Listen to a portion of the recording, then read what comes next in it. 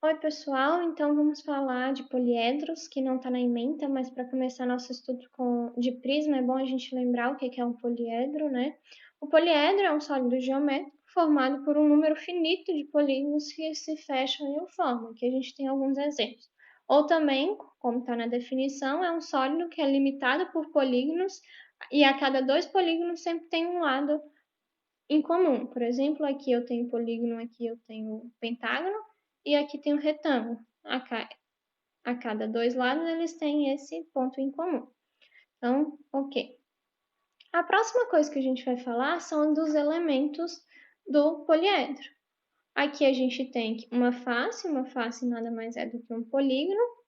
A aresta é o encontro de dois polígonos, o encontro de duas faces, no caso.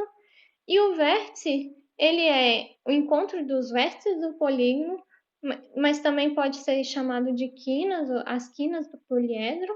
E aí a gente também tem que é o ponto em comum de três ou mais arestas. E como lá nos polígonos a gente tem poliedros convexos e não convexos.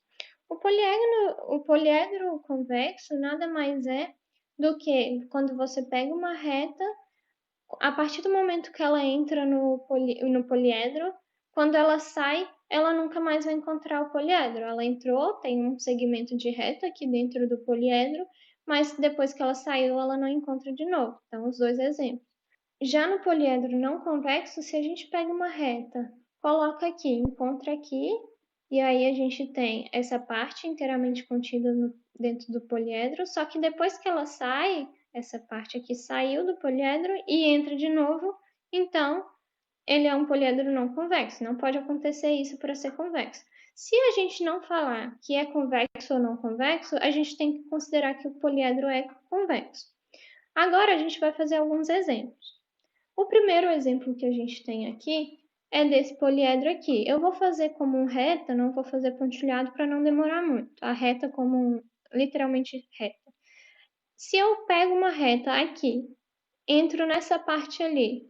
Então, essa parte aqui toda é pontilhada, que seria a parte que eu estou dentro do poliedro, e depois saio, eu não volto mais para esse poliedro. É só essa parte aqui que vai estar dentro dele. Na letra B, tem uma parte que, de fato, quando a gente entra, a gente vai continuar tudo reto e não vai encontrar outro lugar de novo no poliedro. Porém, se eu pego uma reta assim, eu posso ver ela entra aqui, eu posso ver que ela sai aqui, depois ela tem uma parte do lado de fora e entra de novo, e depois sai. Então, a gente tem aqui um poliedro não convexo. Então, vamos anotar, né? Aqui é convexo, convexo. Aqui é não convexo, não convexo. Nesse próximo exemplo aqui, a gente tem essa figura com um furo no meio. E como já tem o furo, é fácil a gente saber que ele não tem como ser convexo. Mas vamos lá, se eu pego uma reta aqui, que entra aqui, ela tem uma partezinha dentro do poliedro. Depois ela vai sair de novo, essa parte está lá do lado de fora. Depois ela vai entrar de novo e sair de novo. Então, ela entrou e saiu várias vezes. No fim das contas, esse poliedro aqui é não convexo. O nosso último exemplo é bem tranquilo de enxergar, né? Que se a gente pega uma reta qualquer que entra aqui, depois ela fica um tempo dentro do poliedro e sai e não vai ter como encontrar mais esse poliedro. Vamos tentar fazer uma reta. Então, esse daqui é convexo. Convexo. Agora a gente vai falar da relação de Euler. Euler foi um matemático suíço que viveu no século XVIII e ele descobriu essa relação que depois de um tempo chamou-se de relação de Euler, né? E essa relação tem a ver com o número de vértices de arestas e de faces do poliedro convexo. Então, a gente vai contar o número, na verdade, de vértices de arestas e de faces desse dodecaedro, que é o único que eu não deixei exposto ali. Mas dependendo de alguns de vocês talvez já tenham até visto a relação que tem entre, qual que vai ser a fórmula, a relação de Euler no caso. Então vamos lá. As faces, como aqui está falando do D, a gente já sabe que são 12 faces. Então, faces, a gente sabe que são 12. Agora os vértices, vamos pensar comigo. Ao invés de contar os vértices, a gente pode fazer de uma outra forma. Eu tenho que aqui um polígono, um pentágono. Esse pentágono, nesse vértice aqui, a gente pode ver que tem em comum esse outro pentágono, esse outro pentágono e esse daqui. Então, a cada 3 pentágonos, a gente tem um vértice em comum. Se a gente tem um vértice em comum, o que a gente pode fazer então, e a gente sabe que são 12 faces, a gente pode escrever então que os vértices vão ser 5 vezes, porque a gente tem um pentágono, então a gente tem 5 vértices, vezes as 12 faces, que são 12 vezes que ele vai aparecer ali, dividido por 3, porque cada vértice vai ser contado 3 vezes, né? Já que cada pentágono tem um vértice que vai ser contado, por isso que a gente divide por 3. Então, no fim das contas, a gente tem que 5 vezes 12 é 60, dividido por 3 dá 20. Então, eu vou escrever aqui 20. Agora, as arestas. As arestas, a gente vai fazer do mesmo jeito. Vou até trocar de cor aqui. Vamos supor não. Vamos pegar esse pentágono aqui também. A gente pode ver que esse pentágono, se compararmos com esse outro aqui, ele tem uma aresta em comum.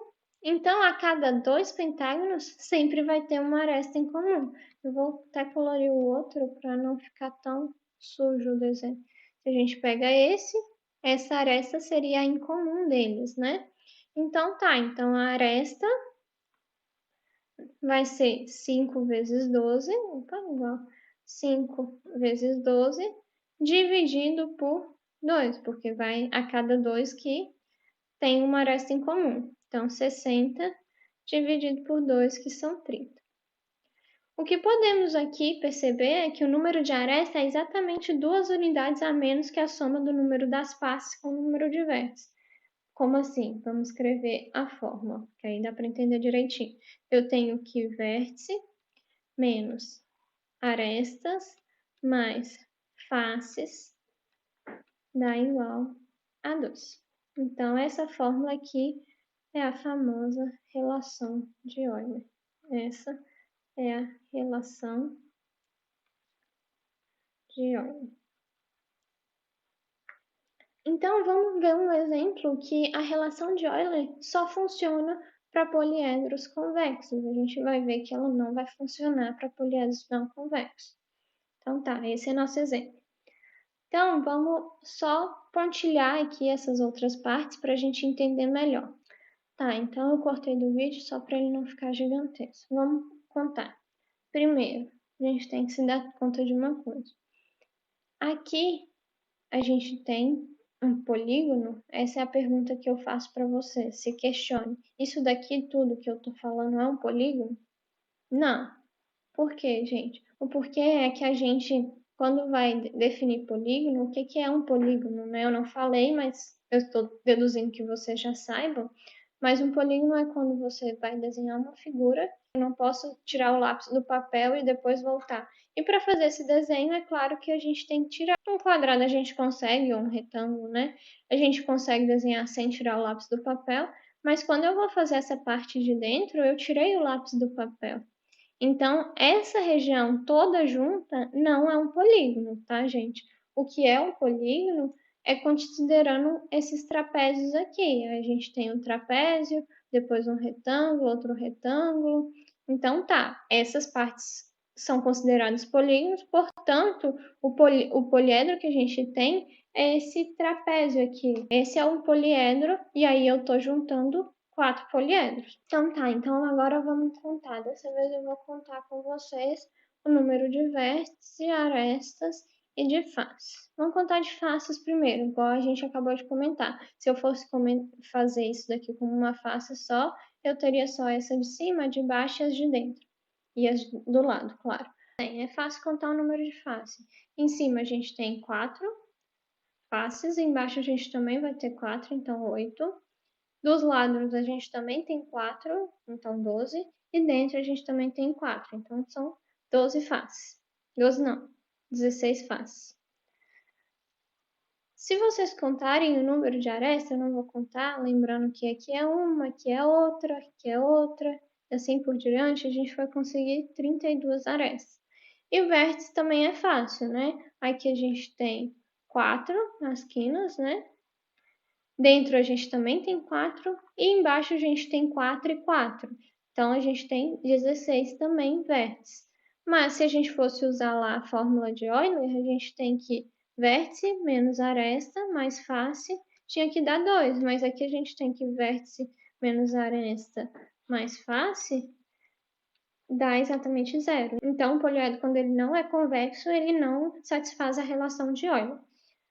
Além disso, a gente vai ver agora o que é um poliedro convexo regular.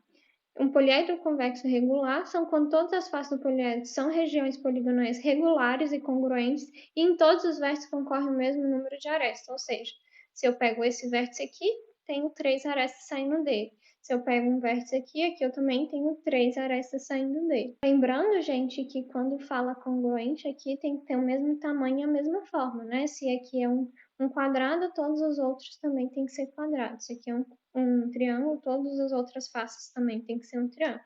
Então, é fácil ver que, nesse caso aqui, por exemplo, não é regular, já que a base nem a mesma figura é do que as outras faces. Aqui a gente até tem todas as faces sendo um triângulo. Porém, desse vértice aqui, a gente vê que concorre 4 arestas. Porém, desse vértice aqui só concorrem 3 arestas, então ele não é regular. Na verdade, esses poliedros convexos regulares são bem específicos, e eu enfatizei esse bem aí, é porque só existem 5 poliedros regulares. E esses 5 são esses aqui, o tetraedro, o octaedro, o icosaedro, o cubo e o dodecaedro. Então, o tetraedro são 4 faces, o octaedro são 8, icosaedros são 20, o cubo a gente já sabe que são 6 e o dodecaedro também você já sabe que são 12. Enfim, aqui a gente tem todos os poliedros regulares. A próxima definição que a gente tem é o que é um poliedro de Platão. Para ser um poliedro de Platão, a gente tem que todas as faces têm o mesmo número de arestas, igual a gente tinha ali no poliedro regular. Todos os vértices concorrem o mesmo número de arestas, a mesma coisa que tinha escrito lá para o poliedro regular. Tem que valer a relação de Euler, beleza, vai valer a relação de Euler lá também. Porém, aqui a gente não precisa que todos os lados sejam os mesmos, né? A gente tem, na verdade, que os poliedros de Platão são exatamente sim também, são exatamente esses. A única diferença é que eles não precisam ser regulares, eles não precisam que todos os lados sejam do mesmo tamanho. Mas os poliedros de Platão também são apenas 5. Então, por esse vídeo é só isso. Até mais!